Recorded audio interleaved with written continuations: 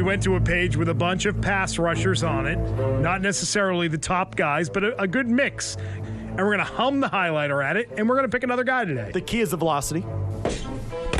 Oop, got the one on the bottom. It's all right, you got one. I got one. You've got Jake Beckett from Arkansas. Sweet. We're calling him the Arkansas a-hole.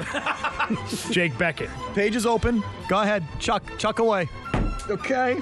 If they pick a Z receiver, it's going to be Aaron Dobson out of Marshall. The New England Patriots select Aaron Dobson, wide receiver, Marshall.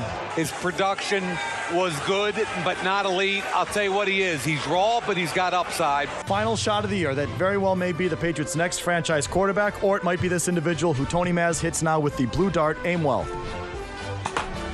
That will be Jimmy Garoppolo. Oh, wow! What does that mean, Mazz? Is that good or is that bad? Oh, I heard rumors about him. What kind of rumors? That he was on their radar. With the 67th pick in the 2014 NFL Draft, your New England and my New England Patriots select Jimmy Garoppolo, quarterback, Eastern Illinois.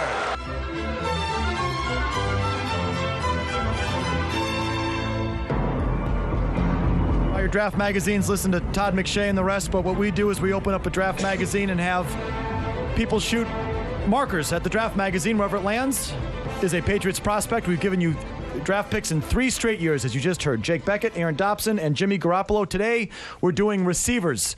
Are you ready for this, Mazz? I'm ready to go. Yeah, we're ready. So here's what I'm going to do. A lot of times we just go straight to page 2 because, let's face it, the Patriots don't draft many players on page 1. They usually trade down and draft a lot of page 2.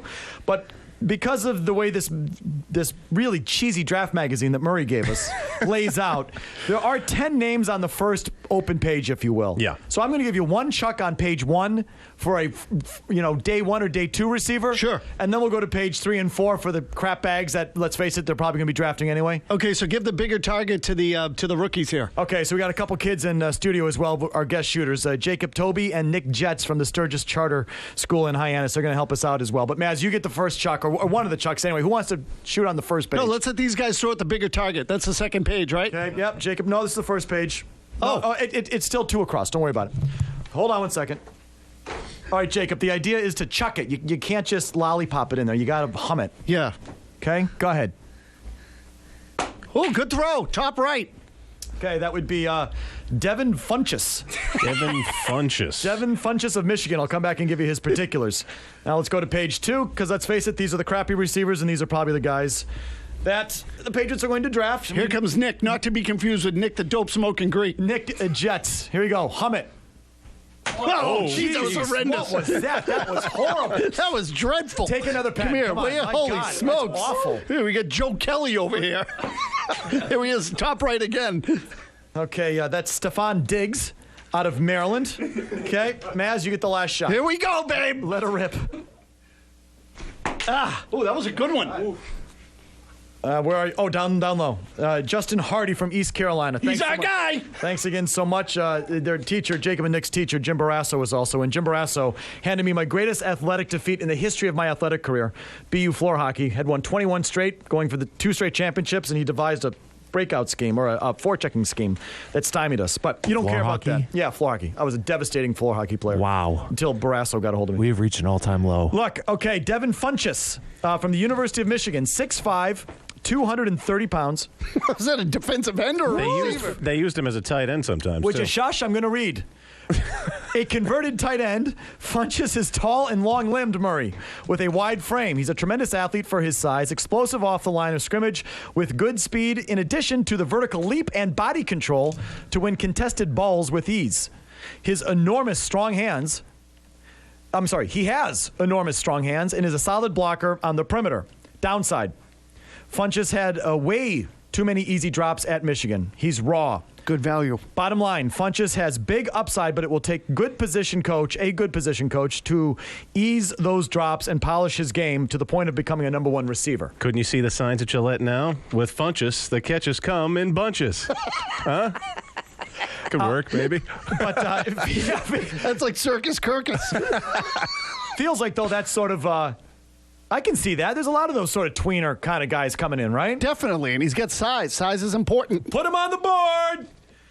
Stefon Diggs from the University of Maryland, 6 feet, 195.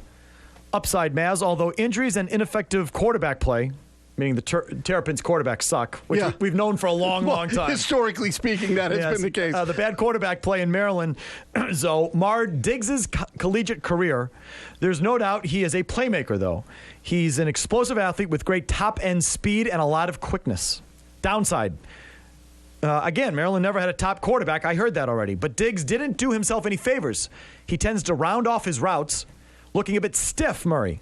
Injuries are also a red flag. Bottom line, he has the playmaking skills, but can Diggs work enough at his craft and add enough polish to be more than a part-time weapon? Does it project around for any of these guys or anything like that? I would have meant, yeah. I mean, even on that first page, late in that second page on what you had open, I mean, those are second rounders. This guy's a bum, 4th or 5th round. Okay, right up their alley.